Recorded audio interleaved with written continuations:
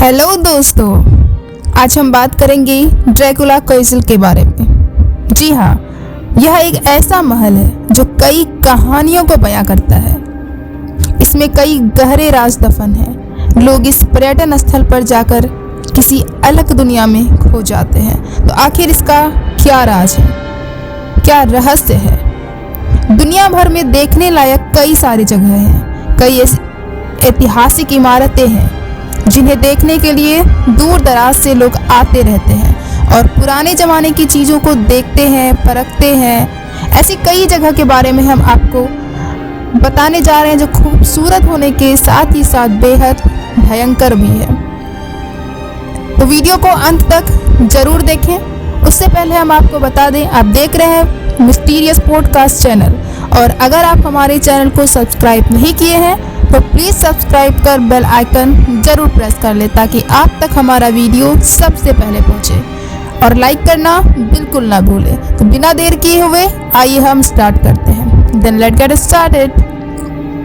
तो हम बात कर रहे हैं ड्रैकुला कैसल के बारे में। जी हाँ, हम यहाँ ड्रैकुला कैसल की बात कर रहे हैं जो रोमानिया में स्थित है। जी हाँ, रोमानिया के ब्रासो शहर में बुसेगी और पियाट्रा क्रेजुई पर्वत के बीच किसी जमाने में इस ड्रैकुला कैसल को बनाया गया था। उस जमाने में उस्मानी साम्राज्य और मंगोल टाटरस के आक्रमण से बचने के लिए इसका निर्माण किया गया था।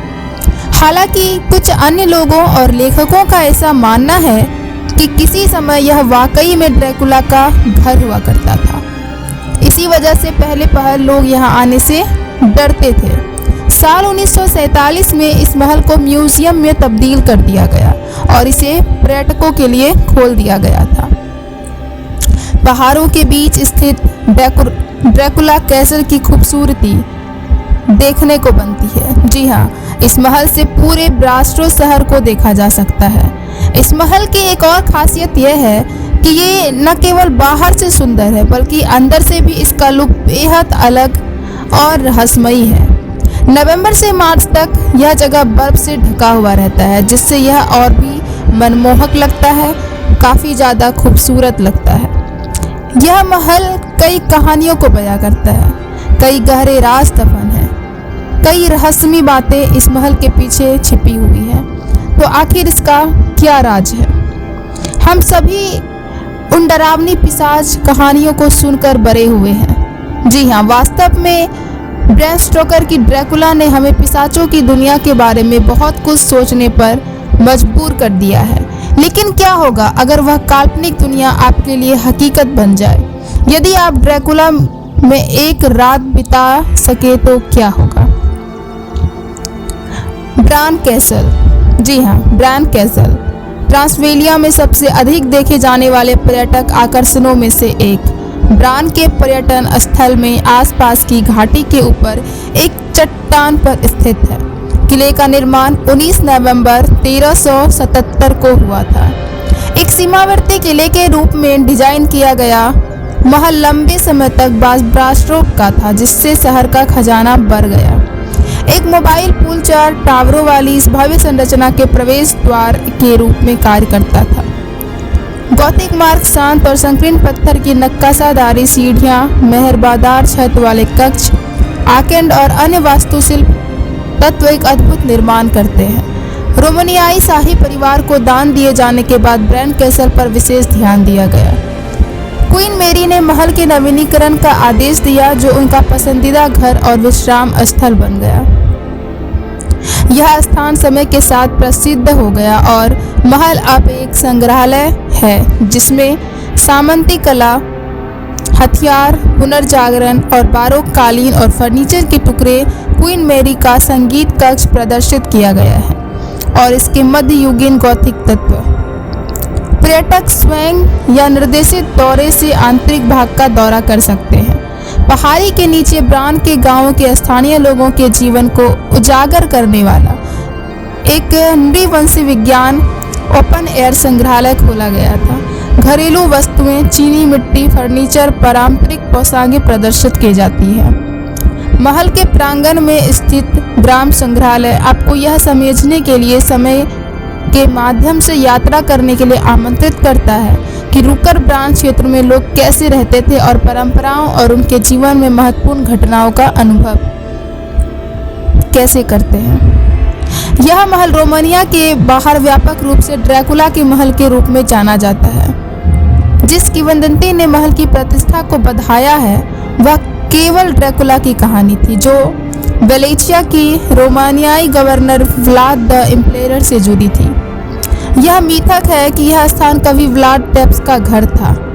ब्रैम स्टोकर के गॉथिक उपन्यास ड्रैकुला के आसपास बनाया गया था, जिसमें काउंट ड्रैकुला के चरित्र का परिचय दिया गया था।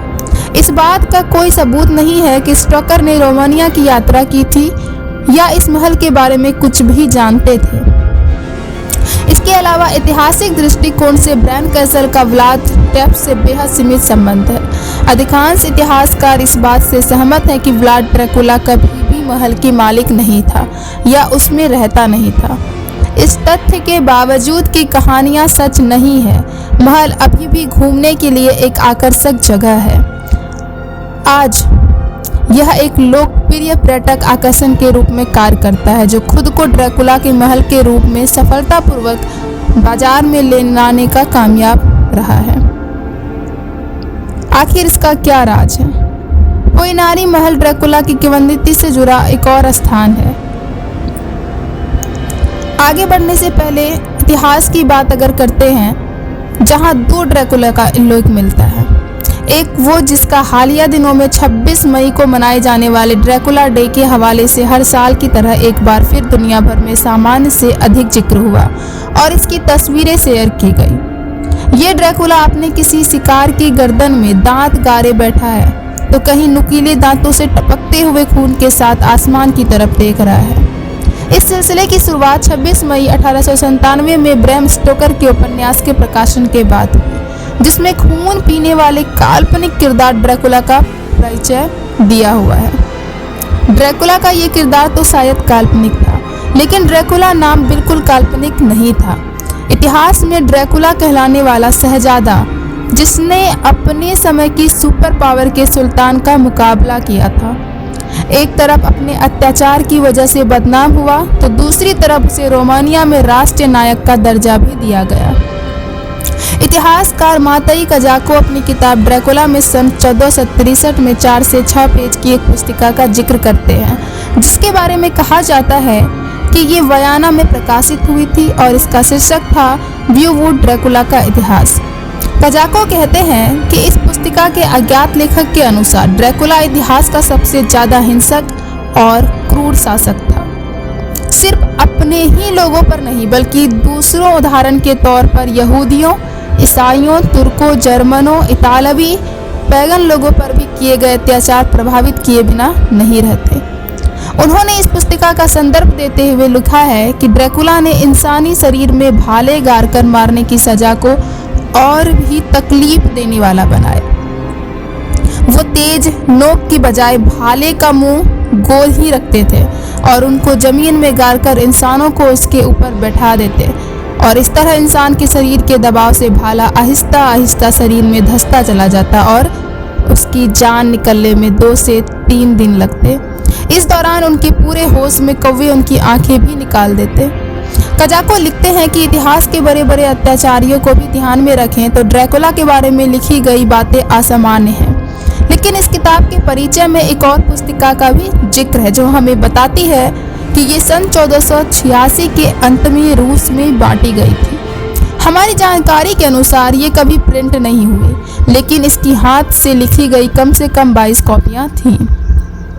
यहाँ ड्रैकुला को एक सख्त लेकिन एक न्यायप्रिय शासक के तौर पर पेश किया गया है, एक ऐसा समझदार और सभ्य शासक जो अपने राज्य को तुर्कों से बचाने की कोशिश में लगा हुआ है। किताब के परिचय में लिखा है कि व्लाद तृतीय को लैटिन, जर्मन, रूसी और बाल्कान की किताबों में एक क्रूर शासक के तौर पर दिखाया गया है, और इन सब ने अपनी अपनी वैचारिक और राजनीतिक जरूरत के हिसाब से उनकी तस्वीर खींची, और हमें इसको जांचने की जरूरत है। ड्रैकुला के अपने इलाके वेलेचिया के बारे में लिखा गया है कि वहां समय के साथ व्लाद तृतीय को भुला दिया गया था। उनका दोबारा जिक्र 19वीं सदी में जर्मन, रूसी और हंगरी के इतिहासकारों की तरफ से पुरानी पुस्तिका और लेखों की सूरत में सामने आया। रोमानिया के इतिहासकारों के लिए अहम सवाल ये था कि एक तरफ बहुत क्रूर शहजादे का रूप था और दूसरी तरफ एक ऐसे व्यक्ति का जिसने उस्मानिया सल्तनत के विजेता सुल्तान मोहम्मद द्वितीय का मुकाबला करने में बहुत ही हिम्मत दिखाई थी। आखिरकार ड्रैकुला यानी व्लाद तृतीय को रोमानिया के बचाव के लिए किए गए कार्यों की वजह से नेशनल हीरो के रूप में स्वीकार कर लिया गया। तो प्यारे दर्शकों, आज का हमारा यह ड्रैकुला का कहानी आपको कैसा लगा? कमेंट के माध्यम से अपनी राय हमसे ज़रूर साझा करें और लाइक करना बिल्कुल ना भूलें और सब्सक्राइब कर बेल आइकन जरूर प्रेस कर लें ताकि आप तक हमारा वीडियो सबसे पहले पहुंचे। और सबसे ज़रूरी बात, हम आपको वीडियो फ्री में प्रोवाइड करते हैं, लेकिन आपका सपोर्ट हमारे लिए काफ़ी मायने रखता है, हमें मोटिवेशन प्रदान करता है। तो प्लीज़ अपना सपोर्ट बनाए रखें, सब्सक्राइब जरूर करें ताकि हम आपके लिए लगातार नई नई जानकारियाँ, नए नए रहस्य, नई नई रोचक बातें आपके लिए हम लेकर वीडियो के माध्यम से आपके सामने, इस चैनल के माध्यम से हम आपके सामने प्रस्तुत रहें। तो इसी के साथ मिलते हैं नेक्स्ट वीडियो के साथ। अभी के लिए धन्यवाद। जय हिंद, जय भारत।